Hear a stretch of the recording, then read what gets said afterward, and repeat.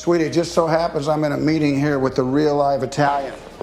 His mama has a great recipe. He wants to give it to you. His name's Guido. Why don't you say hello to my daughter? Hello, I am Guido. Well, it's a person who has those skill sets and the ability to do that, and has done it all over the world. And at a certain point, his body, kind of gives out on him, and he's very unceremoniously detached as an asset. And if you are doing that job around the world, chances are, if you had a family, it's completely in disarray. It's been unattended, and his is no different. It's not a cliche. That's really happens that people have to do that, and he does the only thing he can think of, which is go find his family, who are not really accepting of him.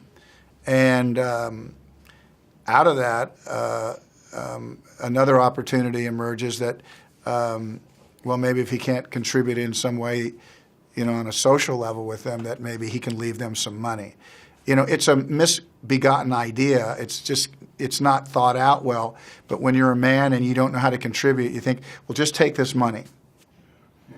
And he does that between the raindrops of his life, trying to re-engage, and then occasionally just have to, on his spare time, go do something, which also shows how efficient he is. You're sick, Ethan. But I could offer you an experimental drug that might just give you your life back. So I buy back my life by killing for you. I liked Vivie because she makes no apologies. She needs no apologies for her sexuality, yet she's not defined by that sexuality. And in this case, she does the job with this particular kind of fanfare.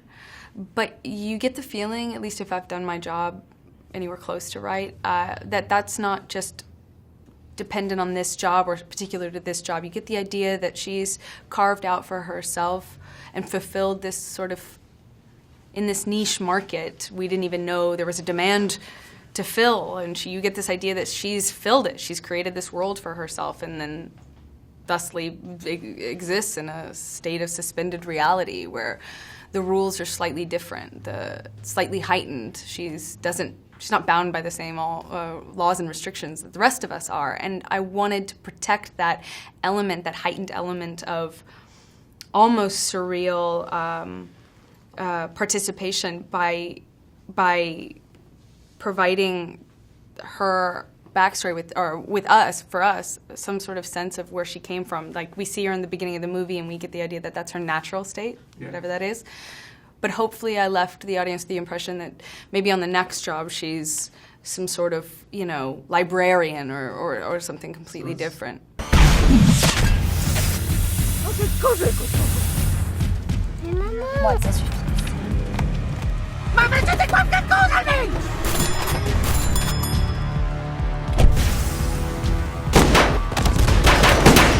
I wanted to channel my inner Frankenheimer on this picture and do everything in camera. And there's this old Lelouch thing called Rendezvous, where he just drove his Ferrari 100 miles an hour through Paris at 4 o'clock in the morning and blew through every red light, and it was the most illegal, illicit, dangerous thing you've ever seen in your life. And I'm like, I just want everything in this movie to feel like that. Just very, very little CG and everything in camera. And I wanted 3 Days to the Condor, I wanted Marathon Man, I just wanted that feeling. I was attracted to the material because I love the professional. I mean, I saw Leon in those early days and I just blew my mind how emotional it was and how intelligent it was and how daring it was with Natalie Portman, and just the idea of this love story between a grown man and a prepubescent girl. And it's not gross. It's actually honest and pure. I mean, that's not easily done. It's a gross pitch. And to do it so deftly and so elegantly is really, really impressive. So right there, I'm a big Luc Besson fan. Then I heard Costner was circling the picture, and I thought, well, why don't I go talk to him and see if we're on the same page in regard to what we'd like to do? And the opportunity to work with someone who's won the Academy Award is just, it's once in a lifetime, as a director at least. And I jumped at the chance, and every day we would really, really grind in the material and really work very diligently to try to bring each scene to its highest level. And hopefully we were successful to some degree of balancing the humor, the action, and certainly the heart, which is the core of the film.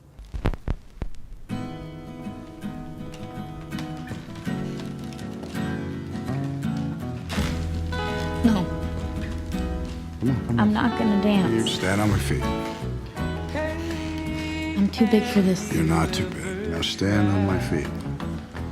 I'm going to teach you how to dance to your mother's favorite song. Okay. Here and back. Pretty easy, huh? Not too bad. You get off. Well, he's been good at his job, and sometimes when somebody's really good at their job, they're not good at the other one. And the other one has been the maintenance of his family. And she's 16 years old, and he hasn't really been a part of her life. And when you're in those years anyway, you're a little bit angry about shit. Yeah. And so now a man coming back in his life that has a purple bike because he doesn't know any better and wants to cook for her, he doesn't get that life is moving really fast for her now. And she's not long to be in the nest even of her mother that's taking care of her. So doesn't have a lot of traction, and therefore it sets itself up for a level of humor that you're not necessarily trying to get, but you get it. You know, you can actually, anybody saw that purple bite except Ethan would go, this isn't happening, man. He's not getting it.